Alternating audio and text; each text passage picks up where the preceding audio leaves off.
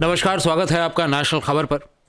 अभी मैं बात करने जा रहा हूं एक ऐसी छोटी सी तकरीर की जो अभी दी असदुद्दीन ओवैसी ने, और वहां पर उन्होंने जवाब दिया उन एक बहुत बड़े मसले का जो उनको लेकर के बार बार लोग कह रहे हैं कि उठ खड़ा हुआ है। और वो मसला ये है कि बार दफ़ा ये कहा जा रहा है कि असदुद्दीन ओवैसी वोट काटने जा रहे हैं। इस बार उन्होंने खुल करके उन लोगों को जवाब दिया है जिन लोगों ने ये आरोप उनके ऊपर लगाए हैं। ये तोहमत लगाने वाले बहुत सारे लोग हैं, लेकिन जिस तोहमत को सबसे आगे इस वक्त जो हैं वो ममता बनर्जी हैं। वो बार दफ़ा ये तोहमत लगाए चले जा रही हैं असदुद्दीन ओवैसी पर कि ये आए हैं हमारे वोट को काटने के लिए। और ये एक अजीब सा एक परसेप्शन क्रिएट कर दिया गया है कि ओवैसी जो हैं वो एक बोनाफाइड यानी कुल मकुल मिलाकर के एक बड़े नेता न होकर के एक ऐसे नेता हैं जो कि जा कर के कुतरते हैं वोटों को। ये ज़ुबान इस्तेमाल की गई थी कुछ रोज़ पहले एक टेलीविज़न के कार्यक्रम पे। मुझे पसंद नहीं आया, लेकिन खैर ज़िंदगी यही है। एक छोटी सी वैसे बात मैं बीच में बोल दूं, याद आ गई मुझे। अगर आपने अभी तक चैनल नहीं सब्सक्राइब किया है तो प्लीज़ चैनल ज़रूर सब्सक्राइब कीजिएगा। बड़ा हौसला मिलता है हमें, क्योंकि बाकी हर तरफ से तो गालियाँ ही मिलती हैं, आपके सब्सक्रिप्शन से ही हौसला मिलता है। तो मैं बता रहा था आपको कि हम लोग जो हैं एक ऐसे दौर से गुजर रहे हैं जहाँ पर कि उनके ऊपर तोहमतें लगे जा रही हैं, और आज उन्होंने ख़ास तौर पे ये बात कह डाली। ये जो वीडियो के आखिर में मैं वो छोटी सी जो कि क्लिप है वो भी लगा करके छोड़ दूंगा, आप उसे भी देख लीजिएगा। ये क्लिप जो है बहुत ही ज़्यादा मेरे ख्याल से सुनने में आपको अच्छा लगेगा। असदुद्दीन ओवैसी साहब ने कहा कि भाई हमने ठेका नहीं ले रखा है कि किसका वोट किसको पड़ रहा है। हम जिस तरह आप इलेक्शन में खड़े हो रहे हैं वोट लेने के लिए, उसी तरह हम खड़े हो रहे हैं वोट लेने के लिए।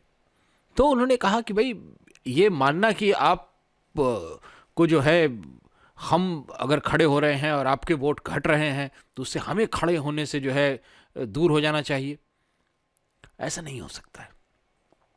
आप एक चीज़ और समझें कि ओवैसी जो है वो सिर्फ एक कायद नहीं है, एक लीडर नहीं है, सिर्फ एक वो जो है उससे कहीं बढ़ करके एक फिलॉसफर है। और उस फ़लसफ़े को समझना जो वो आपके सामने लेकर के आ रहे हैं, वो फ़लसफ़ा है हिंदुस्तान की मुस्तकबिल का। और उस फ़लसफ़े को आप समझें कि किस तरह से जो है जो बाबा भीमराव अंबेडकर ने एक सपना देखा था वो किस तरह से नेस्तानाबूद हुआ है, वो किस तरह से ख़त्म हुआ है, और उसे ख़त्म कितनी तेज़ी से किया गया है पिछले 7-8 सालों में। ये आप अगर एक दफ़े देख लेंगे तो आपको इल्म होगा। तो जिस वक्त असदुद्दीन ओवैसी खड़े होकर बोलते हैं कि मैंने ठेका नहीं लिया है बाकी लोगों के वोट शेयर को संभाल के रखने का, तो भाई जो आदमी मेहनत करेगा उसे वोट शेयर मिलेगा। अभी आप देखें कि सीमांचल के जो हमारे जितने भी AIMIM के MPs MLAs हैं वो तमाम जाकर के भी मिले नीतीश कुमार से, और उन्होंने एक दरख्वास्त दी है वहाँ जिसमें वो तमाम बातें लिखी हुई हैं। उसमें जो एक पूरी फहरिस्त है जिसमें ये भी शुमार है कि लोगों को किस चीज़ की ज़रूरत है और किन चीज़ों की वजह से जो है कुछ डेवलपमेंट के काम रुके हुए हैं। इन चीज़ों की फहरिस्त दी है। अब देखा जाए उस फहरिस्त पर अगर जो है कोई काम होता है, अमल होता है अगर, तो बड़ी बात है, नहीं तो वही होगा आकर के फिर वो हमें बताएंगे कि भाई आप काम नहीं किया आपने।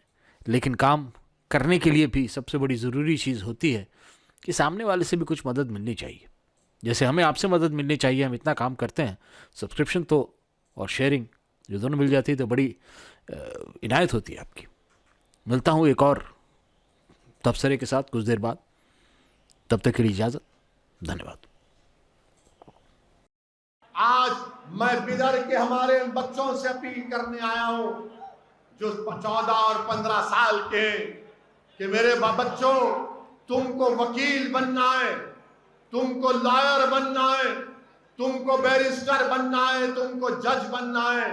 क्योंकि जब तुम कानून की डिग्री हासिल करोगे तो तुम ही इस मुल्क को बचा पाओगे, तुम ही इस मुल्क के संविधान को मजबूत करोगे, तुम इस संविधान को जिंदा रखोगे। ये सिर्फ एक किताब नहीं है, याद रखो। ये हुकूक जो हमको और आपको दिए गए, इसको हासिल करने का एक तरीका है।